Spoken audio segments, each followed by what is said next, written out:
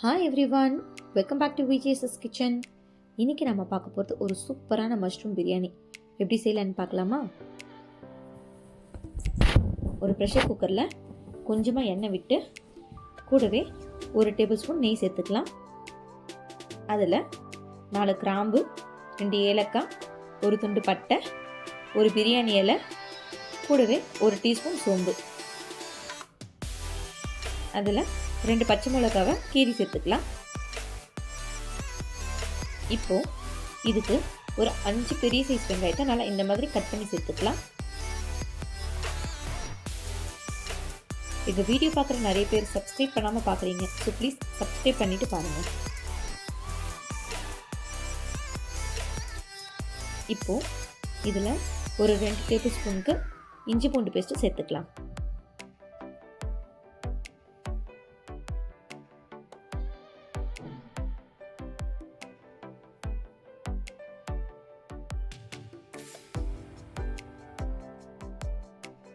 நல்லா இஞ்சி பூண்டோட பச்சை வாசனை போகிற அளவுக்கு நல்லா வதக்கி எடுத்துக்கலாம். இப்போது இதில் ஒரு 3 பெரிய சைஸ் தக்காளியை நல்லா கட் பண்ணி சேர்த்துக்கிறேன். கூடவே கொஞ்சமாக கல்லுப்பு,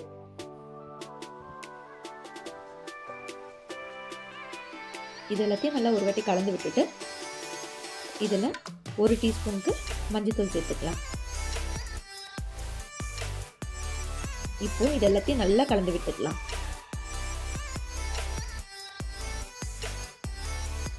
இன்னைக்கு மஷ்ரூம் பிரியாணி செய்யறதுக்கு நான் 150 கிராம் மஷ்ரூமை இந்த மாதிரி கட் பண்ணி சேர்த்துக்கிறேன்.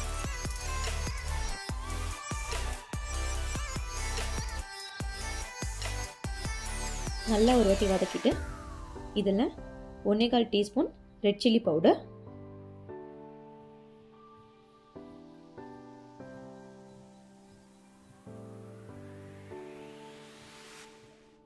1 கப்பு புதினா,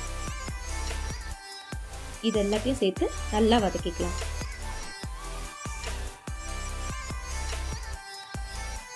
நல்லா இந்த மாதிரி தொக்கு மாதிரி வரணும். இப்போ இதில் பிரியாணி செய்யறதுக்கு தேவையான அளவுக்கு தண்ணி ஊற்றிக்கலாம். நான் இன்னைக்கு 2 டம்ளர் அரிசி எடுத்திருக்கேன். ஸோ அதுக்கு 3 டம்ளருக்கு நான் தண்ணி ஊற்றிக்கிறேன்.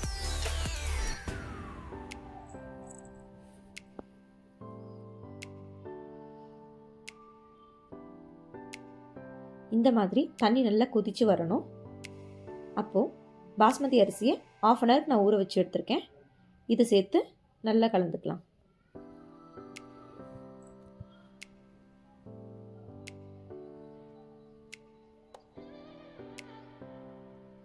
எப்பவுமே 1 டம்ளர் அரிசிக்கு 1.5 டம்ளர் தண்ணி தான் சேர்க்கணும். இதை மூடி போட்டு 2 விசில் விட்டு எடுத்துக்கலாம்.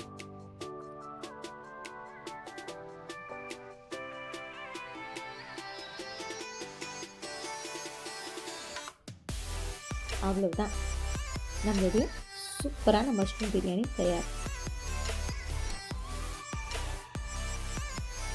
இந்த வீடியோ உங்களுக்கு பிடிச்சிருந்தா லைக் பண்ணுங்கள், ஷேர் பண்ணுங்கள், கமெண்ட் பண்ணுங்கள்.